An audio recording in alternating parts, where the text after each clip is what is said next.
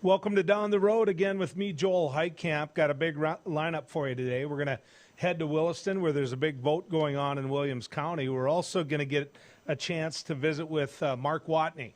He's talking about restaurants on a national scale. As you know, North Dakota Farmers Union is, quite frankly, they're restaurateurs as well. David Bagnall is going to join us from CBS as well on his recent visit to North Dakota when it comes to COVID and how bad our numbers are. But I've been watching this gentleman's work for a while now and just enjoying it. One of those things where when I see him on national television, I just stop because the honesty just comes through his voice. Richard Painter, he was chief White House ethics lawyer under George W. Bush. He's with the University of Minnesota Law School. He's got a long resume that goes beyond that, but I don't want to lose more time. Richard, good to have you going down the road with us. Well, thank you for inviting me. I want to talk a little bit before we get started about the fact that it's got to be driving you nuts, because we're going to talk about pardons in a little bit, but I want to talk about ethics. And it comes, it seems to me during the Trump administration, no one has been more unethical than this administration. And so as somebody who was in charge during the George W. administration, this has had to drive you nuts these last 4 years. Well, absolutely. This has been a disaster from the very beginning. And anybody who knew Donald Trump back in New York would have told us this is going to be exactly the way it is. This is not a question of being a Republican or a Democrat. This is a question of integrity and honesty. Donald Trump never had a good reputation for honesty as a businessman. He had a lot of failed businesses that he touted as successes. And that's what we've gotten for the last 4 years, just blatant dishonesty. The sad thing is that the Republican Party, once he became the presidential nominee in 2016, has just followed along with him, even though the vast majority of the Republicans who kowtowed to him never wanted him to get the nomination in 2016 and knew this was exactly what was going to happen. It's been a complete unmitigated disaster. So I want to talk about that in one sense. Is it one of those deals where if you lie that many times, you really can't tell which one's the truth? And so if you lie that many times, mom and dad quit listening to you. I know many of us in the U.S. just quit paying attention. And so he basically won by the fact that we quit paying attention. And I'm curious what you think. Well, he won because he was able to lie. And I guess enough people wanted to believe his lies. They preferred him to Hillary Clinton. They had difficulties with Hillary Clinton, whatever those difficulties were, and went and voted for Donald Trump, decided to give it a whirl and see what it's like. As I say, everybody done business with him knew what he was like. Just about everybody in New York City knew what he was like. Well, now the entire country does. This man doesn't tell the truth. As Ed Koch, the former mayor of New York City, said, I wouldn't trust Donald Trump's tongue if he notarized it. I want to talk to you a little bit, if I can, about this transition period, about what Joe Biden can learn from Donald Trump. There's been a lot of us saying that this needs to kick in, that's what normally happens in a transition between two administrations. But do you trust the fact that if Joe Biden was sitting right next to him, he'd tell him the truth anyway? Oh, I don't think Donald Trump's going to tell the truth to anybody, including Joe Biden. So I don't think Joe Biden ought to trust anything he hears from the Trump administration. I hope he gets those intelligence briefings from professionals in the CIA and the other intelligence agencies. But he shouldn't take Donald Trump's word for anything until we got to get Donald Trump just out of the White House. That's the only thing we can do at this point. Now, you're an attorney, and you're someone who has worked in ethics in the U.S. government before. I want to talk to you about pardons. I want to talk to you about what the president seems to be doing. Before we get to any of those high-profile Flynn, his own family, Rudy Giuliani pardons, what have you seen so far with this whole celebrity comes to the White House, begs for a pardon, next thing you know, President Trump is giving them one? I mean, what have you seen so far when it comes to his ability and his choice to pardon? Well, Donald Trump wants to pardon people who did things he admires. That's one group of people he pardons. So the sheriff down there in Maricopa in Arizona, who was rounding up immigrants and abusing prisoners and everything else, had been caught lying to the government and was convicted. So Sheriff Joe, he gets a pardon because his racism Donald Trump admires.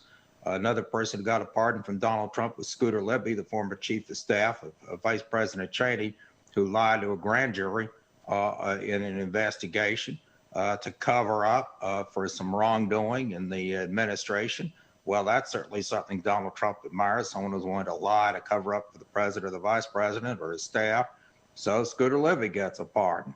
And we've seen a number of those. And then the other group of people who get pardons are people who have evidence who Donald Trump wants to keep their mouth shut. And so we've seen Roger Stone get his prison sentence commuted and Michael Flynn get a full pardon. And the bottom line there is if you keep your mouth shut, you don't squeal, you get a pardon from Donald Trump. I'd say that latter category is a blatant obstruction of justice, dangling pardons in return for people keeping their mouths shut in an ongoing criminal investigation. And Donald Trump may very well have exposure himself to prosecution for obstruction of justice for that, among other things, when he departs office in January. So when you look at these individuals that he has pardoned, these political allies, when you look at the pardon that is granted, what does that do for them? Because their reputation's always going to be tarnished. I mean, when you look at Michael Flynn, when you look at some of the others, Roger Stone, no one's going to, on a national scale, like you've been recognized for telling the truth, for talking about ethics. I've seen you on the Sunday shows. When you look at all of this, they can't regain that. I mean, what does the pardon do for them? Well, it does prevent them from being prosecuted or serving a sentence under federal law. It doesn't enhance their reputation for honesty, but I believe with some of the supporters of President Donald Trump, not all, but some, honesty is not exactly the highest priority anyway. I'll tell you one thing about these pardons, they're useless under state law. So if you violate a law of the state of North Dakota, a law of the state of New York, presidential pardon's not going to save you. So Trump's whole family may have some serious problems up in New York. We already have a grand jury convened by Cyrus Vance, Manhattan District Attorney, to subpoena the Trump financial records. Supreme Court of the United States says he gets them. So bottom line is there's a lot of criminal exposure out there for a lot of people. And pardon's not going to do much for them. Well, was it your legal opinion that he couldn't have been charged and prosecuted as president? No, he could have been charged and prosecuted as president. I know the Office of Legal Counsel of the Department of Justice has said that that is not advisable to prosecute a sitting president, but they did not cite constitutional authority for that proposition. And indeed, the Constitution does not say that a president cannot be prosecuted, and no person is above the law. That's exactly what the Supreme Court decided this summer in Trump versus Vance, that the president is subject to a criminal subpoena. That means the president, as sitting president, is subject to criminal process. And if he's subject to the criminal subpoena in Trump versus Vance, he's subject to criminal indictment. He could be charged when in office. Whether and when you'd have a trial of a sitting president would depend on the circumstances and convenience issues. But this idea you can't prosecute a sitting president is nonsense. We don't live in a monarchy here, and no one is above the law, and that includes the president of the United States. So 2 points about that, with the assumption that he will be charged with, which I think both of us agree, that he's going to be charged. The two things that go with that. Number one, you've looked at the case. Is there a good chance he will be convicted? And the second part I would ask you, Richard, is this. What price politically for that? Because all of us, myself included, are wanting him to just go away. Not that he's ever going to. He can draw a crowd at a rally, but can he be convicted? And wouldn't it be better if instead of being on the front page of the paper, he just went away? Well, absolutely be better to have him go away and would not ever hear from Donald Trump again. I don't think Donald Trump sees it that way. Bottom line is I don't know whether it would be prosecuted by the federal government or not. I have urged that the Justice Department appointed independent prosecutor to make that decision. about prosecution of anyone in the Trump administration. It should not be a political judgment call. The Obama administration made a political judgment call. They wouldn't prosecute anyone in connection with the torture that occurred during the Bush administration. And I don't think that call should have been made. It's not political. If someone committed a crime, you prosecute them. If you have the evidence, you believe you can prove it beyond a reasonable doubt. That's not a political call to make. An independent prosecutor should decide that for the Department of Justice, and I hope that the new Attorney General appoints just such an independent prosecutor, not only to look at Trump, but to look at everybody else. And by the way, there ought to be an independent prosecutor if anyone in Biden's administration commits a crime. We should have a sitting independent prosecutor at all times who's not going to be fired by the president. We don't need to play that game. Second, I don't know what a criminal indictment will look like with respect to Donald Trump or anyone else. I wouldn't want to conjecture at this point, other than to say that there is a lot of exposure to criminal liability for obstruction of justice, as outlined in Part 2 of the Mueller report, which made it very clear the president committed numerous acts which would ordinarily be considered obstruction of justice. So do you think in the 30 seconds I have left that he pardons his children, and can he pardon himself? He could try to pardon his kids. We'll see what happens there. He cannot pardon himself. I wrote an op-ed on that with Lawrence Tribe at the Harvard Law School, Norman Eisen, former chief ethics advisor for President Obama, former ambassador to the Czech Republic. The three of us agreed that the Constitution does not empower the president to pardon himself. No such thing as a self-pardon. So he's on his lonesome on that one. So one more quick one. Do you think it's possible at all that he resigns and appoints, that Mike Pence becomes president and then he pardons him? I think Donald Trump could give that a whirl. And I don't know what Mike Pence is willing to do in order to be president for 30 days or 2 weeks or whatever it is here. I think that would be devastating for Mike Pence's career. Remember, the President Gerald Ford did not do very well in the 1976 election against Jimmy Carter, in part because he had pardoned Richard Nixon. The American people were not too happy about that.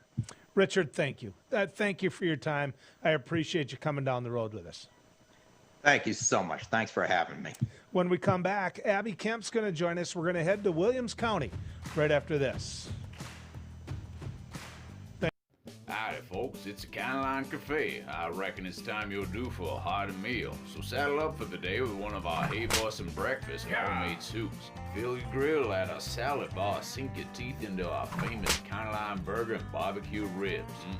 Top it off with spur rattling pie with a cum roll that's sure to put a smile on even the toughest outlaws. Shake the dirt off the boots each night and warm up with the gang. Tell them about it, Stacy. I can't wait to see you at the county line. Capital City Restaurant Supply is your one-stop shop for quality restaurant products for the large to small kitchens. Commercial-grade restaurant and bar supplies, limb game processing equipment, refrigeration, dinnerware, and smallware. We sell everything including the kitchen sink from trusted manufacturers for the chef in all of us. Open to the public since 1971, we are veteran-owned and North Dakota proud. Let us take care of your restaurant and home kitchen needs today by visiting us at 1414 Interstate Loop in Bismarck or on the web at capitalcityrestaurantsupply.com. Beck Communications is honored to be recently recognized with 3 Broadband Now awards. Beck Communications Cooperative was awarded in the categories of Top Internet Speeds Nationwide, Top 3 Fastest Internet Providers in North Dakota, and North Dakota's #1 Fastest Fiber Provider. It's only through the support of our members and customers that Beck Fiber delivers award-winning speeds and service. Thank you, Beck Communications Cooperative members and customers, for your years of continued support. Introducing Accord Comfort Sleep Systems, a better way to sleep. We offer you 5 different models to give you the perfect choice of support and body comfort. Every model begins with our exclusive Accord Comfort Reflex Layer. This ensures proper spinal alignment and a deep down body relief. Our 8-inch Whisper Breeze provides a medium firm feel, and our 10-inch Gentle Night model has a quilted top, giving you a medium plush comfort.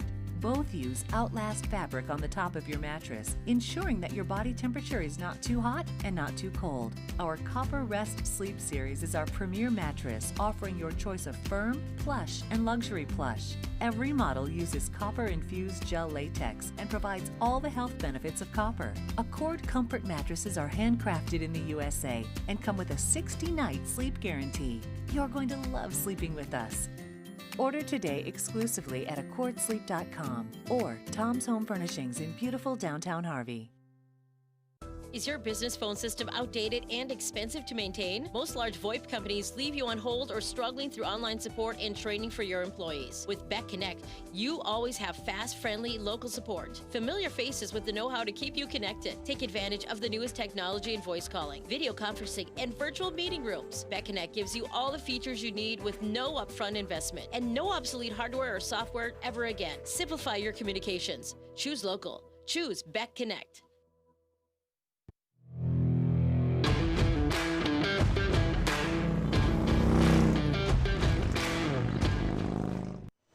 Welcome back to Down the Road. There's a big vote going on in Williams County.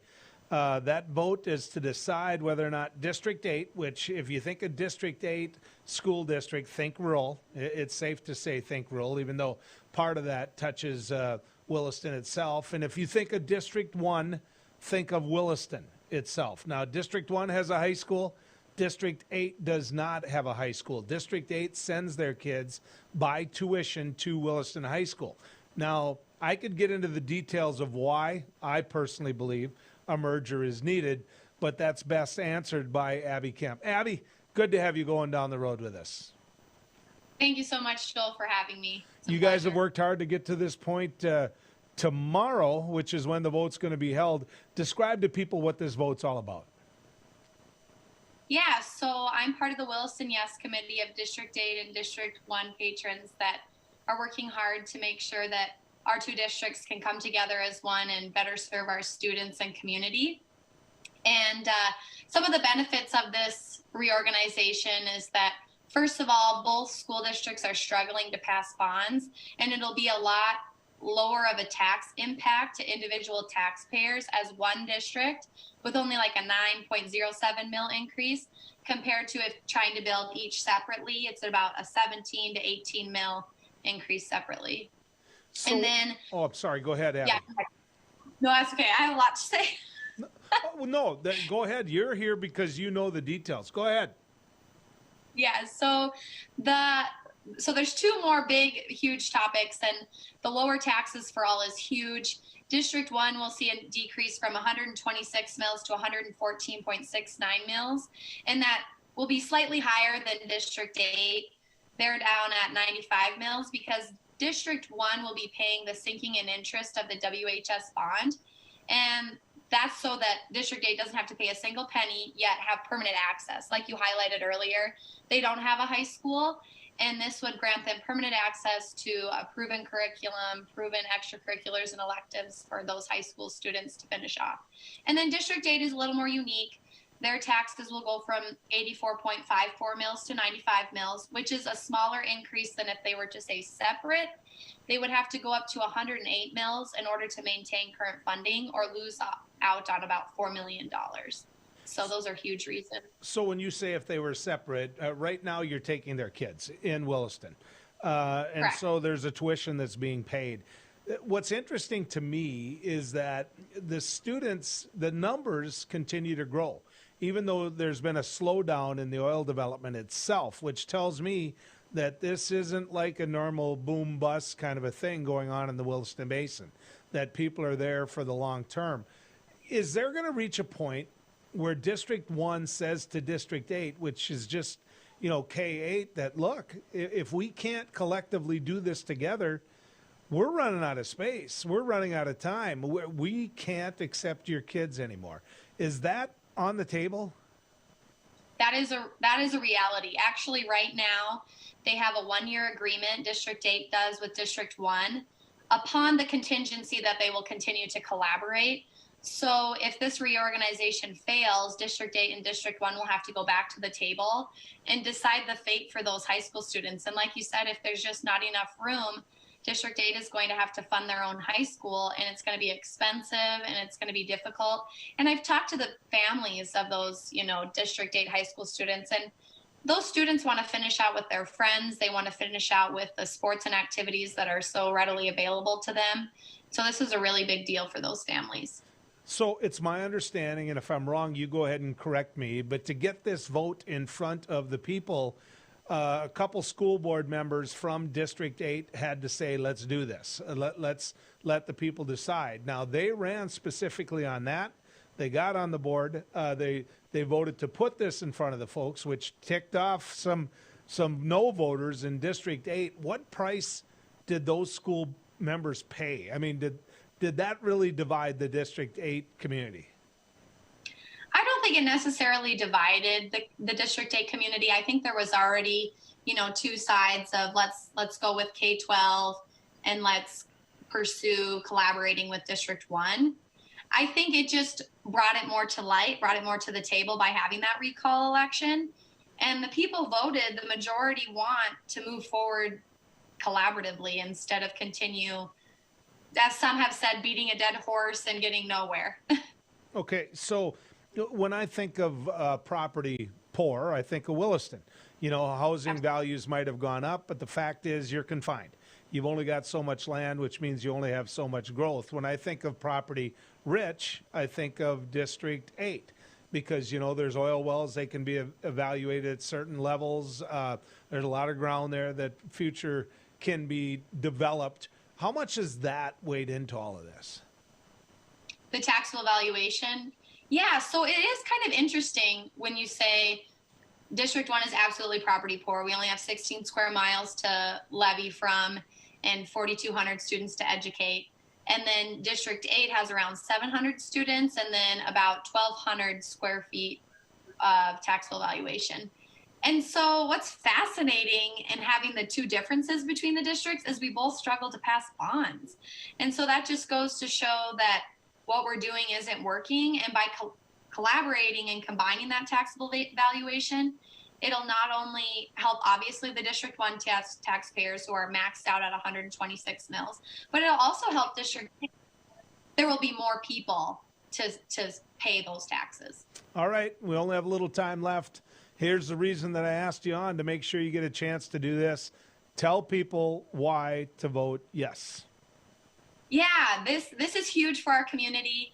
If we want to continue to fail our kids and struggle to build schools, we can stay as is, but we need to vote yes so that our kids can have a chance at a 21st century school education experience, and those high school students can have permanent access to WHS and so much more. And just get out to vote yes. It's the school system impacts the entire community, so it's important to get out to vote. Abby, I know how much you got paid for all this. I know how much you got paid for all the hard work that you put into this on behalf of kids, which means you got paid nothing. So it's just pure volunteerism. It's pure believing in kids in the future school district. And I don't live there, but I think you know how I'd vote. You wouldn't have to put one of those things on my doorknob and say vote yes. You'd have my vote. So I wish you luck tomorrow. I really do. Well, thank you very much. You bet. That's community involvement, ladies and gentlemen. That's what it's all about. When we come back, David Bagnow, he is from CBS, and he took a trip to the Dakotas. And the reason he did is because, you know what? Our numbers when it comes to COVID are atrocious. Let's find out what he thought, what he thinks right after this as we go down the road. Who do you trust with your digital life? Not all cloud backup providers keep your data truly private. Beck Cloud Backup uses advanced multi-layer encryption to keep your family photos, videos, and sensitive business documents secure and only for your eyes. Your Beck Lightband Internet service already includes 50 gigs of free storage to keep your digital life safe and secure. Call us at 701-475-2361 to start using your Beck Cloud Backup today. You just might find the home of your dreams this weekend by watching the Alliance Real Estate Tour of Homes Sundays at 6 p.m. and Wednesdays at 7 on Beck, featuring properties from Bismarck, Mandan, Minot, and surrounding areas. The Alliance Real Estate Tour of Homes presents desirable properties that are for sale, lets you meet your Alliance realtors, and provides critical insights into local happenings from community and business leaders. Join us this Sunday evening at 6 or Wednesday at 7 for the Alliance Real Estate Tour of Homes on Beck. He once won a spelling bee in an ancient language that he did not speak. He is the only man to ever earn extra credit on an IQ exam. His academic degrees are considered legitimate spending currency in 22 nations, 2 principalities, and at Chick-fil-A restaurants in the United States and Western Canada. I do not always engage with education programming, but when I do, it is the Dr. Duke Show. Stay educated with the Dr. Duke Show, weekdays at 4 p.m. on Beck News. Is your business phone system outdated and expensive to maintain? Most large VoIP companies leave you on hold or struggling through online support and training for your employees. With Beck Connect, you always have fast, friendly, local support. Familiar faces with the know-how to keep you connected. Take advantage of the newest technology in voice calling, video conferencing, and virtual meeting rooms. Beck Connect gives you all the features you need with no upfront investment and no obsolete hardware or software ever again. Simplify your communications. Choose local. Choose Beck Connect. As the mayor of Bismarck, I invite you to join together to get our kids back to school, preserve our local economy, and keep Bismarck safe, strong, and resilient. A community task force has been launched to slow the spread of COVID-19 in our community. We're all in this together. Protect yourself and others by doing your part. Wear a mask when you're out and about, and slow the spread of COVID-19. For more information, visit health.nd.gov/coronavirus. Everybody needs an off-season, but our announcers have a tough time slowing down. Incredible! For the second time today, Brent has jammed the printer. Really tough time. He swiftly brings it down the lane, and he carries it down the stairway. And he finishes with a slam.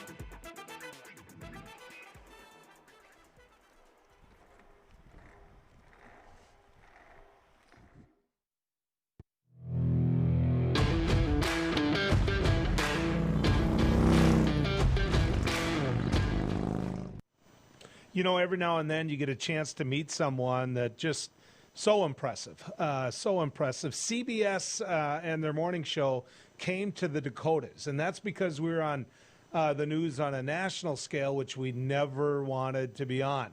And that's the fact that we had the highest rate of COVID in the nation per capita, and we had one of the highest rates per deaths per capita. And so David Begnaud came to the Dakotas, and he did a piece, and that piece was about as fair as you can possibly get, but it's something that neither one of our states really wanted to see.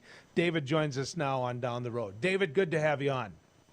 Good to be with you. Saying down the road, we're in the middle of the road, in the middle of nowhere, driving from Reno to Las Vegas. Nevada, I'll have you know, now has taken the top spot in terms of hospitalizations per capita nationwide, and so that's why we're here. See, I thought maybe when you were doing that, you were doing a little gambling, but that might be a double dip. You can do some of that, David, can't you? We can get away with that. We can get away with that legally. Listen, it's a pleasure to be with you.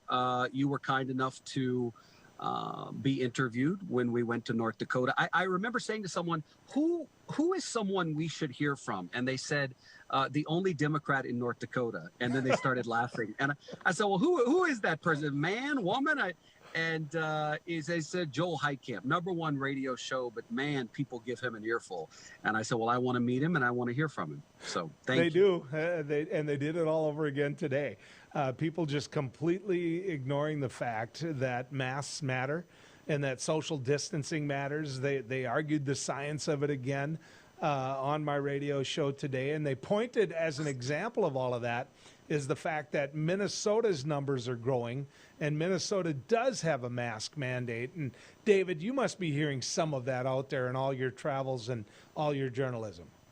Well, let me tell you something, Joel. We're in Nevada for the following reason. 3 weeks ago, a new doctor who started at Renown Medical Center, which services a 100,000 square mile area. Okay, follow me on that. They service part of Northern California, Northern Nevada, and a little bit of Utah. Doctor posted a picture and said, we are about to bring patients into our parking garage. The right-wing trolls on social media seized on it. They called it fake. And the President of the United States retweeted it and parroted the lie that it was fake.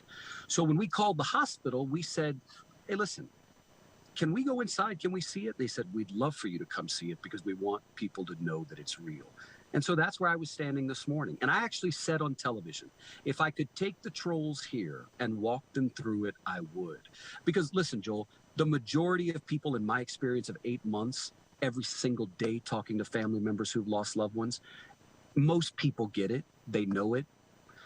But there's a lot of people who either aren't listening or simply choose to ignore it. You know, when you live in a rural area like I do, there's only 700,000 plus people in North Dakota. And so folks will listen to your radio show or watch this show on TV, and they'll say, well, he talks about where he lives all the time. Let's go take a drive. There was a couple in my driveway. I was working up top, and I live on the side of a hill. There was a couple in my driveway who they didn't see me, even though I was about 20 yards away, because they were looking down, looking at the house and looking at the neighborhood by the lake.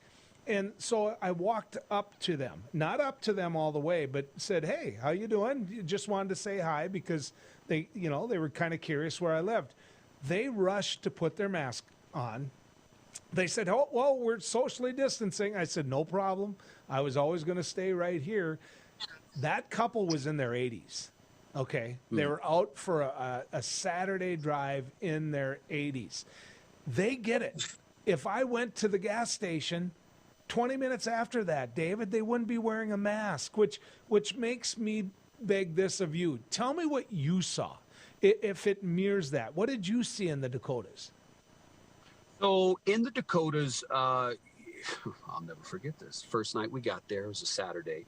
The mask mandate was going into effect in Sioux Falls. So my producer said, we should go out in the middle of town and get some video. I said, okay, great. So I said, where should we go? Well, there's a couple of restaurants open and some bars. I said, great, let's hit up the bars. So we stood outside the bar. And listen, one thing I found in the Dakotas are friendly people. And I'm from Louisiana, so I know friendly people when I see them. And it was wonderful to meet them. Not a single soul was wearing a mask. And everybody was happy to talk to us. And this one nurse, I'll never forget, walked up. Well, didn't tell us she was a nurse initially, and then said, yeah, I'm a nurse in a COVID ward.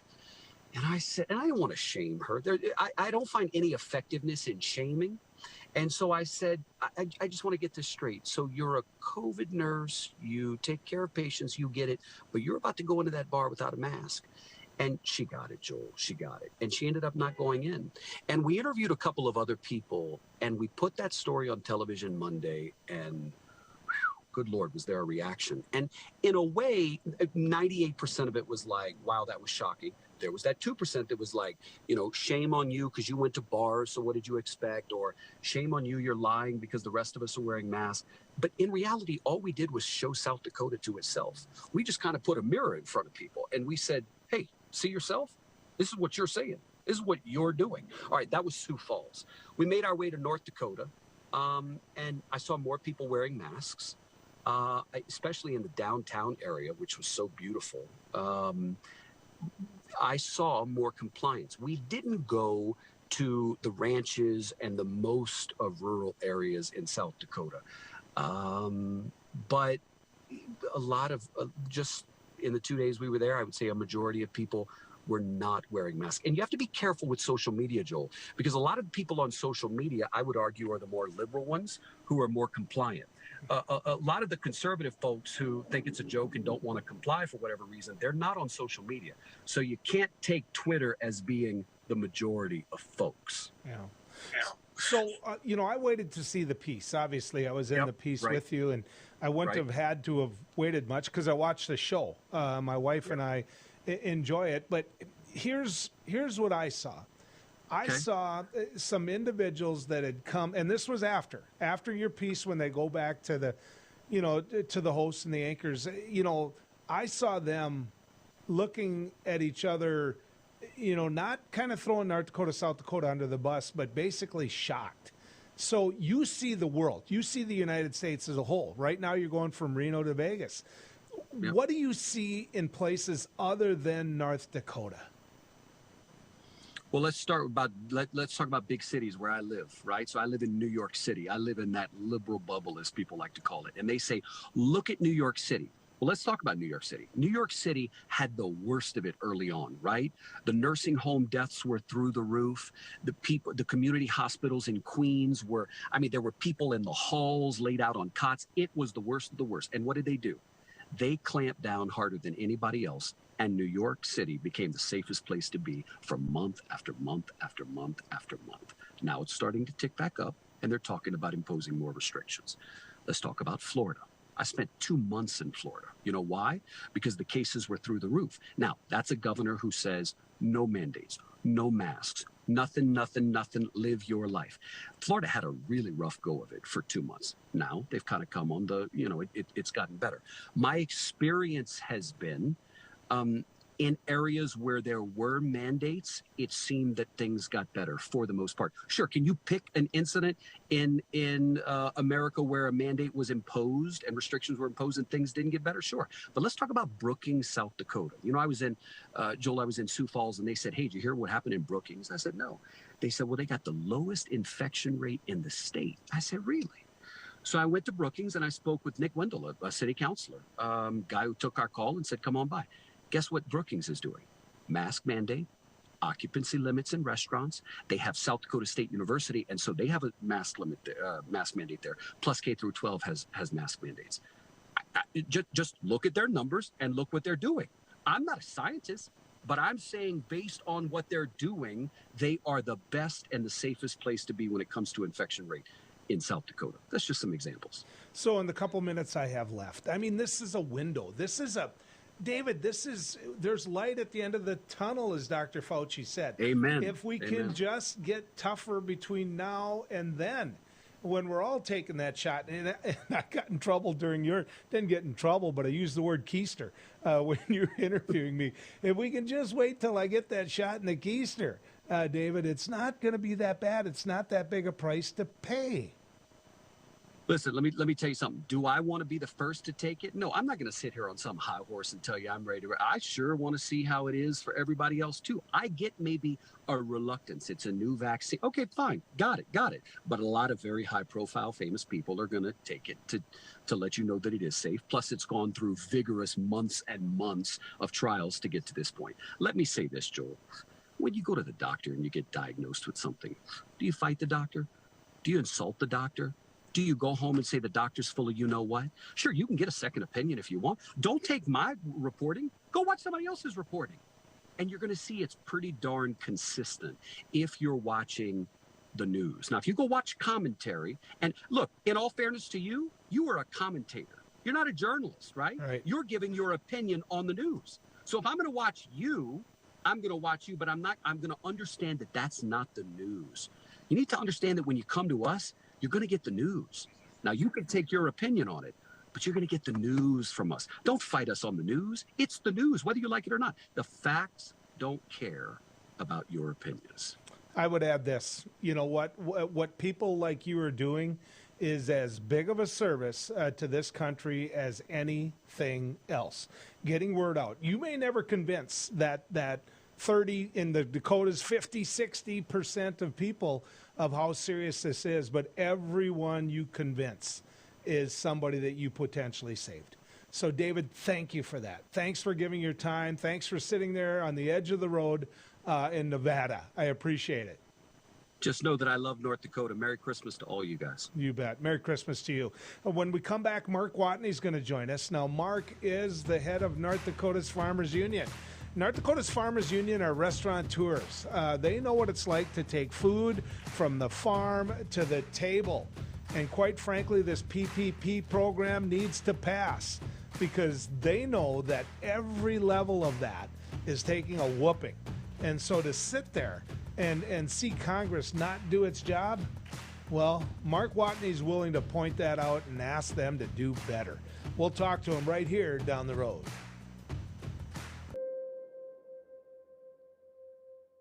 Bismarck Central, 4800. 4800, go ahead. Requesting social services on-call team. Stand by. 4800 social services requesting additional information. You can advise social services that we have a 18-month-old female who was in a residence with a mother, now being transported to medical care for overdose.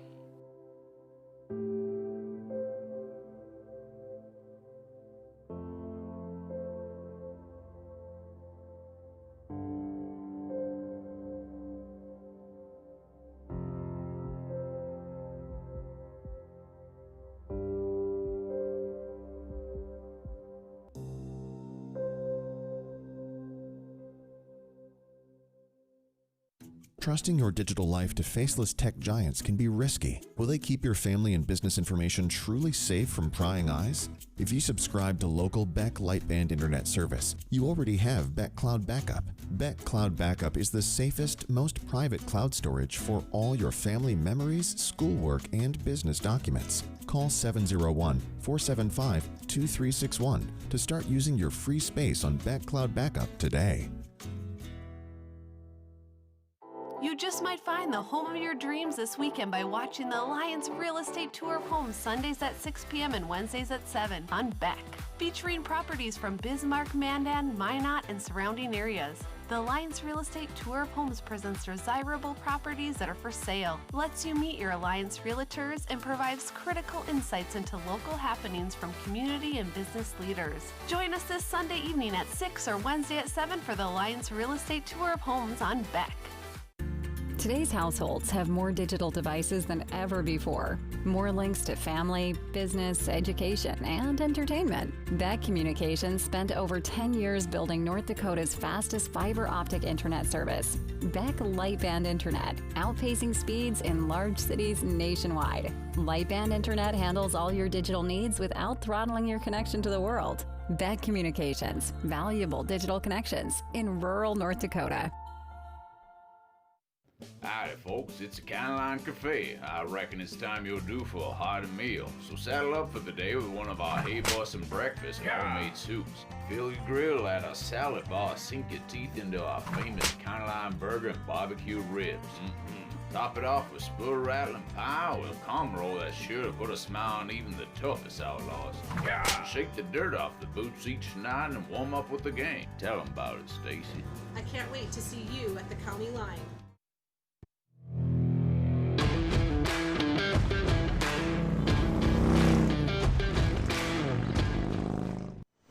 So it's where we live, ladies and gentlemen, right? This is where we live. We know what it's like to take something from here to there, meaning the table, from the farm to the table.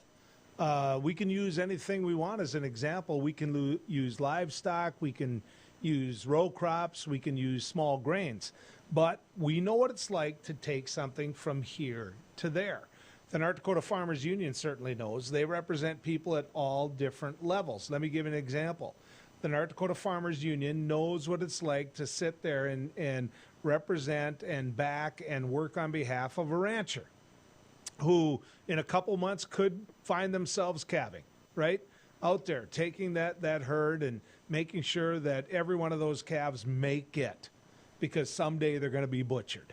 Someday they're going to be the meat that you have on your table tonight. North Dakota Farmers Union knows what it's like to see people plant a crop. They know that. They know what it's like to see people that are out there taking a chance on the weather, taking a chance on making sure something gets put in the bin, taking a chance on the prices being able to, well, quite frankly, being able to bring in the money that you need to sustain your farm organization. Now, here's the thing that I need to point out the most. I need to point this out, that Farmers Union has taken a risk on making sure people know that, and it's worked. It's worked. It's absolutely worked. What's happened is they've started a number of restaurants in the D.C. area. There's the first ones that I went to, but they understand it, and I want to talk to Mark about that. Mark Watney, president of the North Dakota Farmers Union, good to have you going down the road with us. Thanks, Joel, and thanks for the opportunity. So, I've walked people through those different steps. The one I missed was the butcher plants in between, those type of things. But, the argument that you've made and the letter that you signed to try to get word out to Washington that all of these steps are something that you recognize and other producers recognize, do you think that's going to make a difference? Do you think they're going to get it and get off their butts and do something, Mark? Well, I know if we don't do anything, it won't. So we have to step up. And I know from past experience that when we start down these paths of challenging the system to respond, it takes some time, but we usually can get some results, not always perfect. But, I just can't believe we aren't seeing the crisis as hand here. And when nearly half or 40% of income's coming from the government, we've seen small recoveries in our prices, but not a lot. Farmers are up against a wall. They're going to start looking for operating money. And then the other end of this equation is the food industry is suffering tremendously. So if we don't figure out some balance to help through this unprecedented time, we're going to be in a situation where the longevity of this down cycle and farmers and ranchers struggling is going to continue for a longer time. We got to get through it. So step up. Let's get some work done here. Mark, how many jobs are created by agriculture? Oh, it's millions. I mean, it's you know, it's hard to connect exactly the dots, but if you take from the supply side all the way to the marketing side and the distributors between the truckers, the wait staff, you know, it's just an unbelievable number. And in reality, they really haven't gotten anything. I mean, we had a PPP program that was pretty okay to start with. But that's ran out. A lot of the restaurants are closing because that's gone and they're not seeing a future. You know, to lose 30-40% of your restaurants and then think that's going to rebuild in time and that people are going to be out dining where we sell a lot of products to is not going to happen quickly. And again, I'm about creating demand and we've lost demand in so many areas that it's going to be hard to recover. So let's run a scenario that I wish would happen. You're in the room with Mitt Romney. You're in the room with Dick Durbin. You're in the room with that group of bipartisan senators that you all put together, or they put themselves together, I should say, so they could go back to their caucuses and say, look, here's the plan for PPP. Here's the Senate version of what we're going to do. If you were in that room, what would be the first thing you'd tell them? Well, first thing I would talk about the central part of the food industry. It's next to air and water. Come on, we got to eat. So I would say this is economic development. This is getting dollars into the hands of an industry that employs a vast majority of the people in this nation. You can't let it fail because it is part of the recovery system. So, you know, I think that, and I was walking people through these steps, but I want you as Farmers Union president to talk, North Dakota Farmers Union president, to talk about what you did in D.C.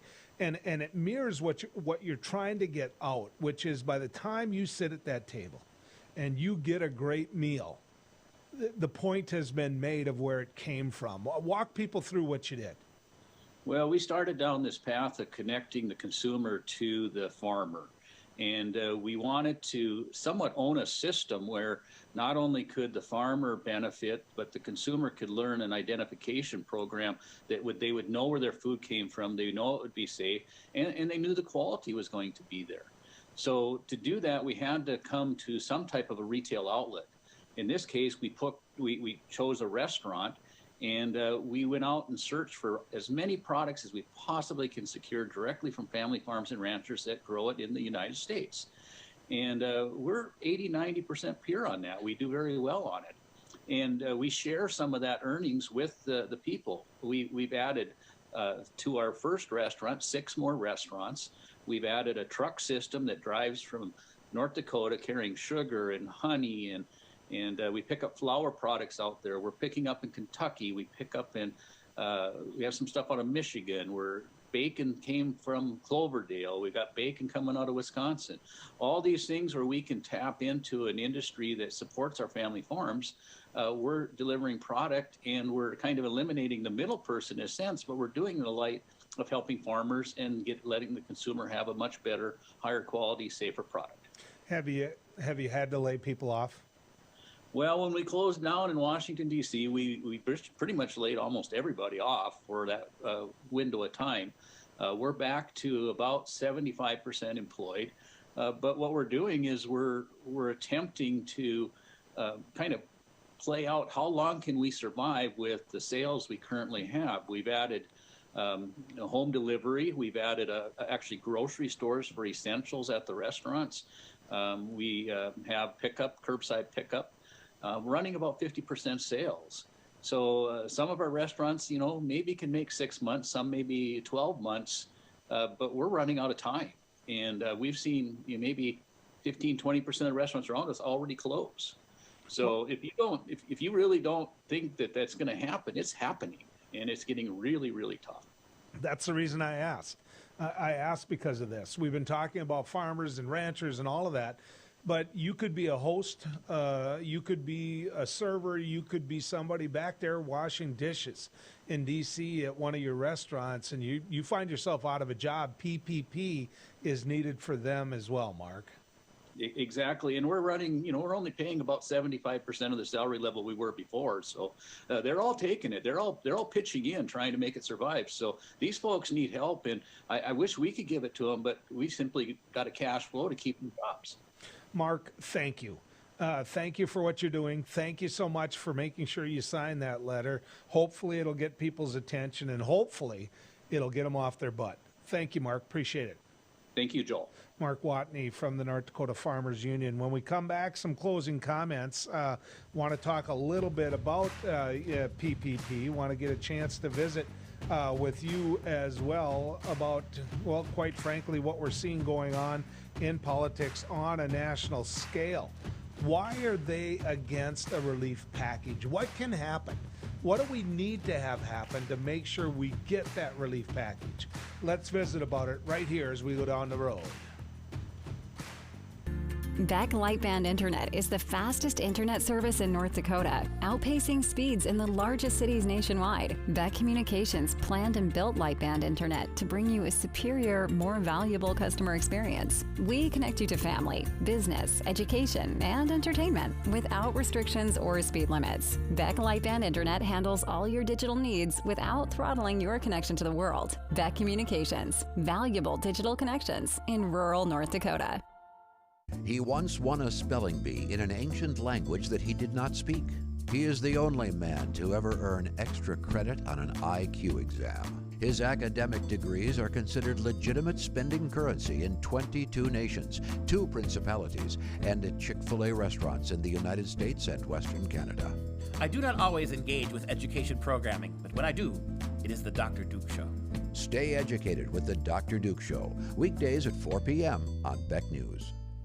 Introducing Accord Comfort Sleep Systems, a better way to sleep. We offer you 5 different models to give you the perfect choice of support and body comfort. Every model begins with our exclusive Accord Comfort Reflex Layer. This ensures proper spinal alignment and a deep down body relief.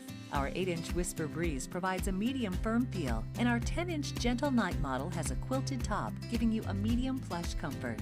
Both use Outlast fabric on the top of your mattress, ensuring that your body temperature is not too hot and not too cold. Our Copper Rest Sleep Series is our premier mattress, offering your choice of firm, plush, and luxury plush. Every model uses copper-infused gel latex and provides all the health benefits of copper. Accord Comfort mattresses are handcrafted in the USA and come with a 60-night sleep guarantee. You're going to love sleeping with us. Order today exclusively at AccordSleep.com or Tom's Home Furnishings in beautiful downtown Harvey. Capital City Restaurant Supply is your one-stop shop for quality restaurant products for the large to small kitchens. Commercial-grade restaurant and bar supplies, limb game processing equipment, refrigeration, dinnerware, and smallware. We sell everything including the kitchen sink from trusted manufacturers for the chef and all of us. Open to the public since 1971, we are veteran-owned and North Dakota proud. Let us take care of your restaurant and home kitchen needs today by visiting us at 1414 Interstate Loop in Bismarck or on the web at capitalcityrestaurantsupply.com. Trusting your digital life to faceless tech giants can be risky. Will they keep your family and business information truly safe from prying eyes? If you subscribe to local Beck Lightband Internet service, you already have Beck Cloud Backup. Beck Cloud Backup is the safest, most private cloud storage for all your family memories, schoolwork, and business documents. Call 701-475-2361 to start using your free space on Beck Cloud Backup today.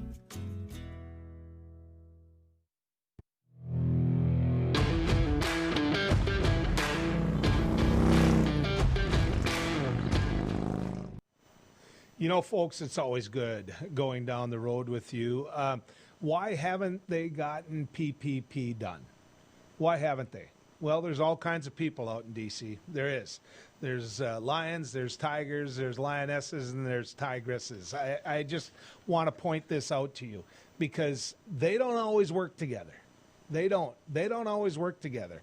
The predators in the world. And I will tell you this, when it comes to this, there are predators, right? Do the Democrats have too much from the House in the bill? Maybe. Maybe. In fact, I would argue probably yes. But here's the thing. You can't get to a negotiation table until the Senate takes it up. Mitch McConnell has not wanted to work on this legislation. He wanted to see what would happen in the election. Well, here's what happened. He lost. He's probably going to find himself in the majority. He's probably going to win at least one, if not two of those seats in Georgia, but it doesn't change the fact that he lost the presidency of the United States, which means that he lost the bully pulpit. He lost a president that can go out there and make an argument that everything's fine. Well, you know what? Everything isn't fine. Now, I think we're about 50 days until the Republicans start talking about national debt again. So I know I'm being a little bit hypocritical because I believe that the national debt can be reined in. I believe that the national debt is something that we need to look at daily. That being said, I also think that when people are in the unemployment line, they deserve to get the help that this country can give them, which means that the rest of us can sacrifice a little bit. If that's taking on a little more debt, this is a time when you take on a little more debt. You know, the interest rates and everything else that plays into it aren't that bad. Then you take a look at the rest of the budget and you say, where can we cut? Where can we save some money there? The big problem, of course, is nobody wants to cut. Nobody wants to look at that pet project that goes home to their district and say, you know what, we can take a cut on that. Or maybe we haven't even justified that. But it's going to take getting to a table. It's going to take sitting at a place like this. And Mitch McConnell has not wanted to do that. And he is someone that's still getting paid. It's been good riding with you, folks.